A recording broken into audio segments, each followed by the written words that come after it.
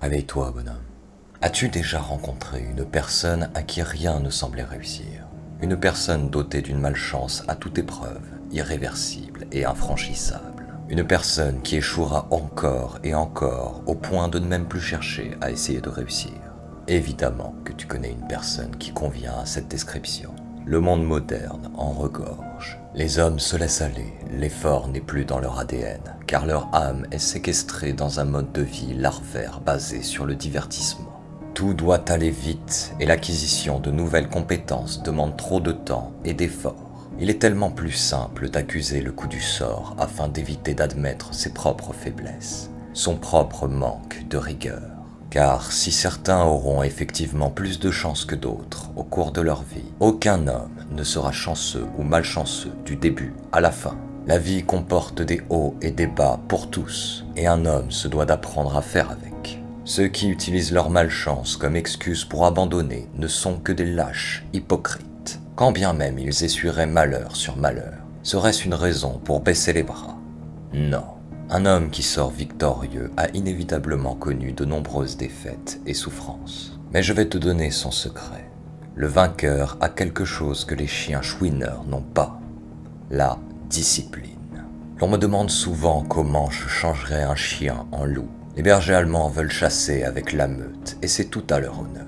Ils en ont le potentiel car la volonté, et tu le sais. Il suffit d'avoir une volonté pure et inébranlable pour devenir loup affamé. Alors, il était grand temps que j'aborde ce sujet. Il faut voir la discipline comme ton arme personnelle, ton propre fusil de chasse. Si tu suis cette chaîne, tu connais mon penchant pour les métaphores. Lors de la longue marche pour le sommet du monde, un très grand nombre d'ennemis seront sur ton chemin. Mais il en est un que tu es le seul à voir et qui te traquera sans relâche jusqu'à la fin. Un ennemi fourbe et fait de ténèbres qui jouera avec tes faiblesses pour t'appâter dans ses traquenards grossiers. Je veux bien évidemment parler du loup noir, bonhomme. Ce dernier choisira le bon moment avant d'attaquer, et tu sais quoi? La seule arme efficace contre lui est ton fusil de chasse. Son nom est discipline. Sa mire, volonté. Ses cartouches s'appellent motivation, et chaque tir représente un effort. Tu as un nombre limité de munitions, mais le ravitaillement peut se faire, par exemple, auprès de la meute. Notre tanière gardera toujours ses portes ouvertes aux braves qui veulent s'en sortir dans ce monde moderne écrasant. Je te conseille de viser juste lorsque tu chasses le loup noir, car chaque manquement lui donne l'opportunité d'attaquer, ce qui peut entraîner des conséquences dramatiques sur ton avenir et ton mental. Sois efficace et ne te sépare jamais de ton fusil. Il doit être le prolongement de ton être. Comme dans cette métaphore, en cas de danger critique, ta vie dépend de ton arme. Dans cette vidéo, je vais te donner les clés pour te construire une discipline de fer, et pour cela, il te faudra suivre les 3 étapes que je vais énoncer. Contrairement aux autres vidéos, il s'agit bien là d'étapes, car tu n'auras accès à la suivante que lorsque tu auras atteint la précédente. Et n'oublie pas qu'il est toujours possible de régresser, alors reste aux aguets et tiens bon, même dans la difficulté. La discipline est une chose tortueuse et variable. Elle demande à être dressée et apprivoisée, mais surtout, elle n'est jamais totalement acquise. Être discipliné est un réel combat avec soi-même qui demandera des efforts chaque jour. Mais sans ce combat perpétuel avec tes propres démons, tu n'arriveras à rien et tu mèneras une vie de néant, comme tant d'autres. Retiens bien, la discipline est le plus grand pouvoir d'un homme, car elle lui rend accessible tous les autres. Elle est l'essence de toute forme de puissance. Alors, écoute attentivement les conseils que je vais te donner, car si tu les appliques, il se pourrait bien qu'ils transforment ton avenir.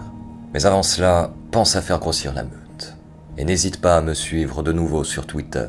Mon dernier compte fut suspendu à cause d'un rat et du fait que je sous-estimasse l'importance de la cybersécurité. Un mélange qui ne fait pas bon ménage. Tous les liens sont en description de cette vidéo. Étape numéro 1. Annihiler la procrastination. Danser avec la mort. Évidemment, apprendre à chasser le loup noir est la première étape. Si à la moindre difficulté tu tombes dans ces pièges, ta marche sera courte. La procrastination est la plus grande entrave à la discipline, mais également une tentation récurrente chez tout homme encore en train de se construire ou de se reconstruire. La procrastination est motivée par la peur de la mort. Mais crois-tu que ce soit en restant figé sur place que tu régleras tes problèmes? Non, au contraire. tes problèmes s'accumuleront et ta peur de la mort finira par te tuer. Personne ne réglera tes problèmes à ta place. Alors écoute, tu dois annihiler cette faiblesse en priorité. La procrastination est un cercle vicieux qui te tirera toujours plus vers les ténèbres. Lorsque tu auras essuyé échec sur échec à cause d'elle, la peur de l'échec parasitera ton esprit et alors, les échecs se multiplieront davantage. La pression paralysante s'accumulera et le loup noir n'aura plus qu'à dévorer ton corps déjà meurtri. C'est pourquoi il ne faut jamais se séparer de ton fusil et encore moins poser un pied dans ce piège. La procrastination, c'est céder à la pression qu'une tâche exerce sur ton mental. Mais reporter cette tâche laissera des traces. Le réel repos de ton esprit ne viendra que lorsque tu auras effacé cette tâche de ta liste. En procrastinant, tu tentes désespérément et en vain de repousser la mort. En réalité, tu ne fais que lui donner plus d'espace. Personne ne peut se cacher de la mort. Cependant, il est possible de la charmer en dansant avec elle. Mais j'y reviendrai. La procrastination est donc une fuite absurde et affaiblissante, et d'autant plus lorsqu'elle est assortie d'excuses. Voyons cela. Tu voulais faire des rencontres, mais il pleut dehors. Alors quoi? Tu restes chez toi? N'as-tu pas de parapluie? Et s'il pleut tous les jours jusqu'à la fin de ta vie, n'iras-tu jamais faire de rencontres? Cette pensée s'applique à toutes les excuses. Par exemple, tu n'es pas allé travailler parce que tu te sentais un peu ballonné. Et si tu te sentais ballonné tous les jours de ta vie, finirais-tu à la rue? Où irais-tu travailler? Ce n'est pas une excuse. Bien sûr, il existe certaines excuses fondées. Tu ne vas pas aller au travail si tu délires affligé par la fièvre. Mais la plupart du temps, une excuse n'est qu'une lâcheté de plus pour éviter d'admettre sa faiblesse. La faiblesse d'avoir failli à remplir ses responsabilités. Tu es un homme, plus un petit garçon. Alors arrête de te chercher des excuses. Fais face au monde. Fais face à ta glace et à tes défauts. Et bats-toi pour devenir meilleur. Pour annihiler la procrastination de ton mode de vie, il te faut un mental de vainqueur, viser l'excellence et se battre pour elle, mais également apprendre à faire le vide dans ton esprit lorsque la nécessité de réaliser une tâche n'est pas imminente. Si tu penses à une tâche complexe à réaliser dans le futur, ça doit être pour organiser un plan d'action. Une fois le plan d'action terminé, laisse cette tâche de côté et concentre-toi sur autre chose. Si tu es compétent, tu sais au fond de toi que lorsqu'il faudra réaliser cette tâche, tu n'auras qu'à suivre ton plan d'action et improviser avec les imprévus. Dès lors, te projeter dans le futur ne fera que parasiter ton esprit et accumuler de la pression mentale inutile. Et la procrastination pourrait alors devenir une option pour tenter d'évacuer cette pression. En vain. La procrastination n'est qu'un piège vulgaire tendu par le loup noir. C'est lui qui te répète que tu n'y arriveras pas, qui te montre l'image de toute la difficulté du monde et qui te pousse à imaginer les imprévus les plus catastrophiques. Fais-le taire, agis et tu déjoueras ce piège. C'est simple, pense, plus tard c'est jamais. Alors, plus tard doit devenir dès que possible. Danser avec la mort, c'est apprendre ses pas par cœur et ne jamais lui tourner le dos. Retiens bien qu'il te faut sourire à la mort, car elle se nourrit de tes peurs. Étape numéro 2. La routine vertueuse. Une fois que tu sais reconnaître les pièges du loup noir et les déjouer, il t'est possible de te bâtir une discipline sans craindre qu'elle ne soit démolie par un pas malencontreux au mauvais endroit. La danse avec la mort continue, et il est maintenant temps d'apprendre à la faire tournoyer. Comme je te le disais, la vie est faite de hauts et de bas. Et les chiens commettent la faute de se persuader que les hauts sont faits pour s'avachir dans le confort. En réalité, les moments simples sont là pour se renforcer en prévision des temps difficiles. Il en a toujours été ainsi. Et le monde moderne, bien qu'ayant une façade paisible, trompeuse, est très cruel avec ceux qui se laissent berner par cette illusion. La modernité n'a éradiqué ni le mérite, ni le besoin, ni la mort. Les faibles ont un peu de mal avec le concept de méritocratie, et c'est bien normal. Lorsque l'on passe son temps à se placer en victime, le mérite est une notion que l'on a consciemment décidé de fuir par lâcheté et facilité. Mais si tu veux dompter ce monde, tu dois l'apprivoiser. C'est le premier pas de danse. Écoute, le monde est régi par le mérite. Pars du principe que si tu ne fais rien pour quelqu'un, il ne fera rien pour toi, à moins qu'il ne juge que tu le mérites ou que tu as du potentiel. Si tu ne mérites rien, Il est plus simple de chercher un bouc émissaire plutôt que d'agir pour mériter. Mais cela te conduira inévitablement et rapidement vers les tréfonds de la médiocrité. Une fois que tu as assimilé ce pas de danse, il t'est possible d'enchaîner avec les autres afin de te créer ce que j'appelle une routine vertueuse. À partir d'ici, les choses vont se corser. Nous allons entrer dans le concret, alors reste concentré, cher loup. Déjà, il faut bien comprendre que l'ennemi est la pression mentale et que ton seuil de tolérance à cette pression peut s'améliorer. Pour ce faire, il te faut apprendre à endosser une pression moindre, t'en accommoder, puis augmenter la pression sur tes épaules encore et encore jusqu'à être capable d'endosser les plus grandes responsabilités. Sache qu'il est impossible de prendre de grandes responsabilités sans une bonne gestion de la pression. Ce serait comme danser avec la mort tout en craignant son regard. À un moment ou à un autre, tu feras inévitablement un pas de travers. Pour s'accommoder à la pression, il est capital de ne jamais se laisser aller trop longtemps. Comprends bien que si tu passes un mois à jouer aux jeux vidéo toute la journée, tu n'auras plus les épaules pour suivre une simple liste de tâches quotidiennes. À l'inverse, si tu suis une liste de tâches chaque jour durant un mois, il te sera très facile d'endosser la responsabilité d'un emploi simple. Alors, voici concrètement le plan d'action en 2 étapes que je te propose pour te construire une discipline de fer. Premièrement, sois maître de ton temps. Choisis 1 heure de réveil tôt et 1 heure de coucher tôt également. Ta journée t'appartient et ce que tu fais de ton temps ne regarde que toi. Mais n'oublie pas que le repos se mérite. Deuxièmement, consacre un carnet à l'écriture d'une liste de tâches quotidiennes. Ce point est très important.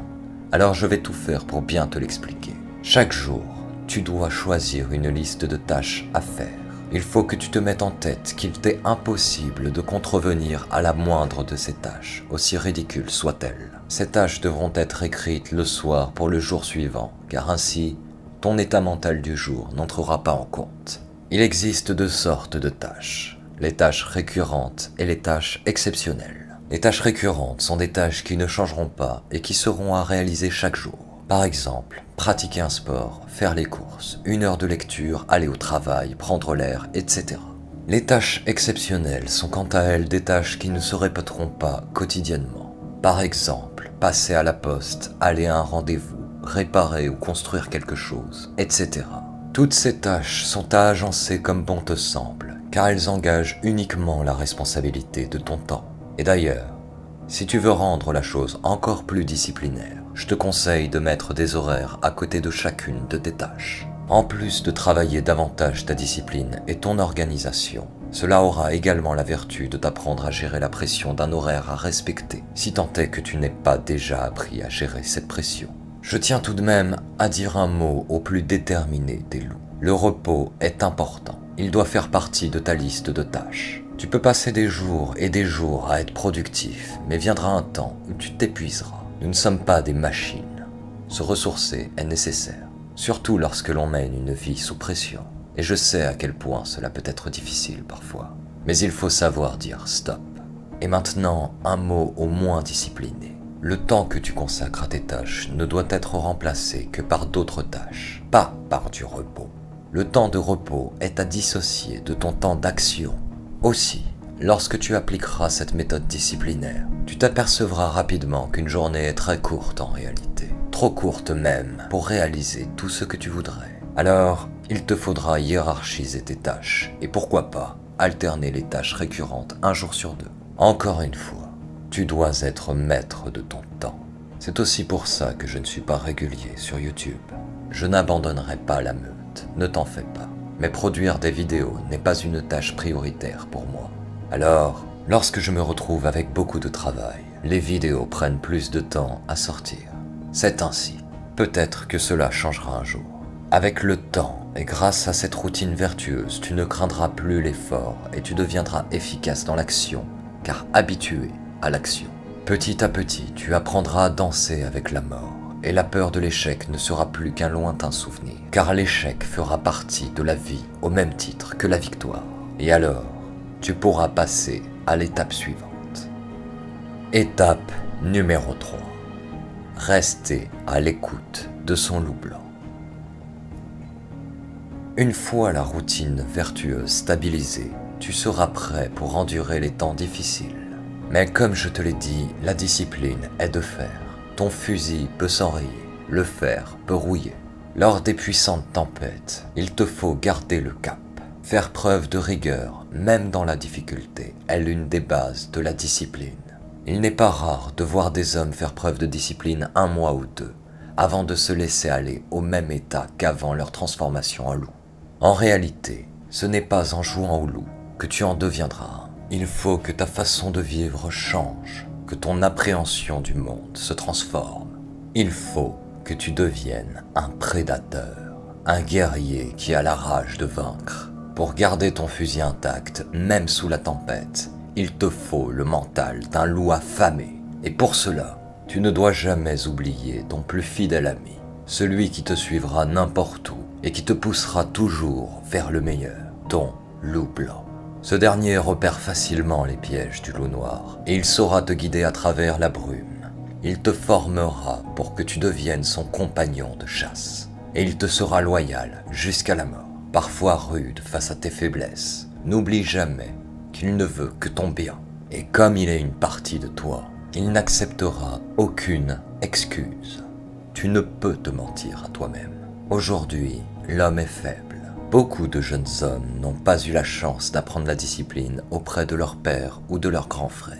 Mais il faut que tu comprennes que cette image du loup noir et du loup blanc n'est pas à prendre à la légère, car elle compense largement cette carence éducative. Si l'on ne t'a pas appris la discipline, alors tu l'apprendras par toi-même. Voilà la mentalité qu'il te faut. Et pour écouter ton loup blanc, je te conseille de tendre l'esprit et de lui demander qu'est-ce qui serait le mieux à faire, le plus efficace. C'est aussi simple que ça.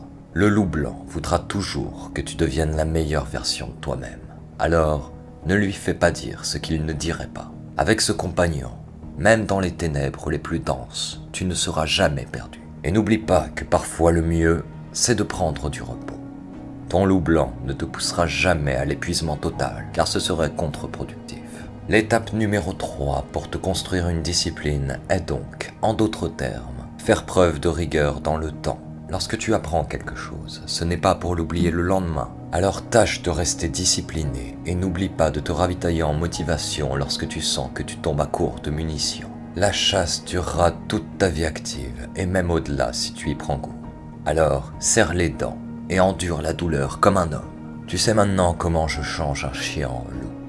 Bien sûr, il existerait bien des astuces et des ajouts à faire à cette vidéo, mais je ne suis pas là pour te faire un exposé de 3 heures. Tu as ici des bases solides et largement suffisantes pour te construire une discipline, alors plus d'excuses. Mais si tu fais partie de la catégorie des hommes de valeur, n'hésite pas à donner tes propres conseils en commentaire de cette vidéo. Et avant de me quitter, pense à faire grossir la meute. Et n'oublie pas que fuir la mort ne fera que la renforcer. Les lâches tombent comme des mouches devant elle, tandis que les braves qui lui font face avec discipline et rigueur la feront danser jusqu'à la fin. Sans discipline, tu ne vaux pas mieux que tous les chiens qui pleurnichent pour avoir le privilège de recevoir sans donner. Tu veux qu'on t'aide? Alors mérite-le. Danse avec tes peurs et chasse tes faiblesses. La discipline est ton fusil et chaque tir doit faire mouche. On n'a rien sans rien et sans discipline, tu ne seras qu'une âme égarée de plus. Un autre dommage collatéral de la modernité. Rien de plus qu'un passant aux ambitions inatteignables. Alors bouge-toi, bonhomme, car la meute n'attend pas. Et elle